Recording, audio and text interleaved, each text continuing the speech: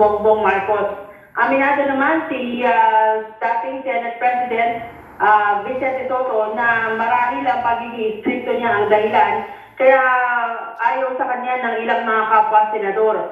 Pero sabi ni Sotto, ito ang natutunan niya mula nang maupo sa bilang senador noong 8th Congress dahil ito ang nakalagay sa kanilang rules and procedure. Sa proseso sa Senado, Jenna Nelson, 13 ang kakailanganing boto ng senador para maluklok bilang Senate President. Pero sabi ni Senator JBN Sito kanina, baka lumagpas pa sa 17 o maaaring 18 yung mapabilang sa kampo ni Escudero at ito ay may tuturing ng super majority. May puwirman na raw siya sa resolusyon na pinapirmahan noong nakabreak ang Senado o pagkatapos ng eleksyon. Pero ang lahat ng daw yan ay may sasapinal sa pagbubukas ng sesyon sa July 28 bago ang tono ng Pangulo. Balik sa inyo, Jen at Nelson. So ang mangyayari, posibleng ang maglaban sa President ng Senado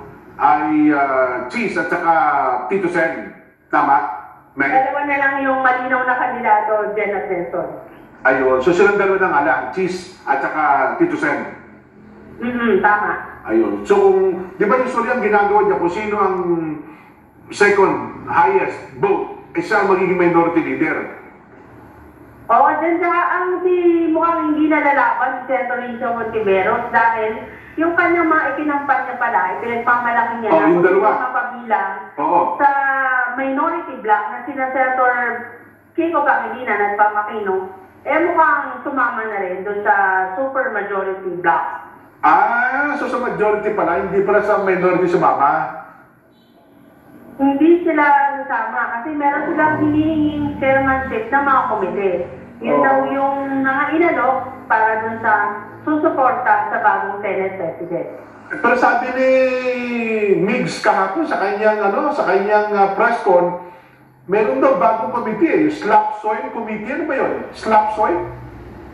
Ang sinasabi niya, kasi nga, hindi na sila nakakasiguro na sila ay mapapabilang sa majority. Kaya sila ay minority bloc na. Sila ay mga slap soil, mga sa Tagalog din, hampas lupa. Ayun. So ang kanilang komite, hampas lupa na sila.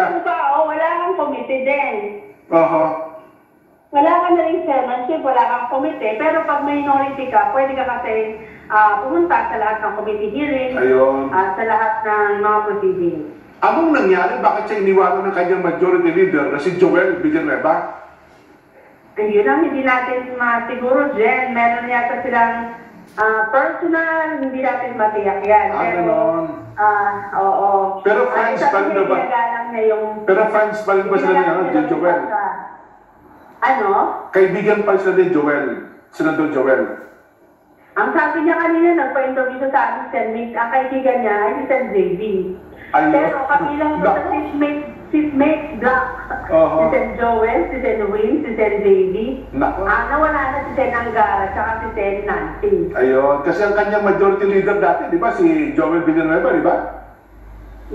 Yan ang kanyang pangunahing tagapagtanggol ni Mig Subiri ay nawala na rin para sa kanya.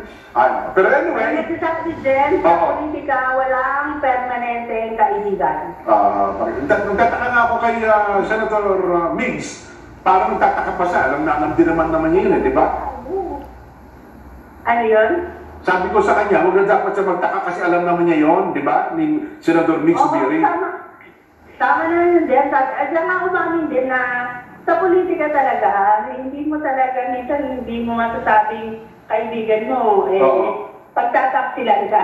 Ayun. Ay, kung teka lang, Nason. Kasi nangyari na din yan sa kanya, Jen, nung napatalsik sa bilang Senate President last year, di ba? Tama. Ang alam niya, kaibigan niya, pero pumanig na pala sa iba. Ayun. Eh, kung teka lang, Meng, sabi ni Nason, handa ka na raw ba sa Malacanang? Ay, hindi natin kinukonsidera.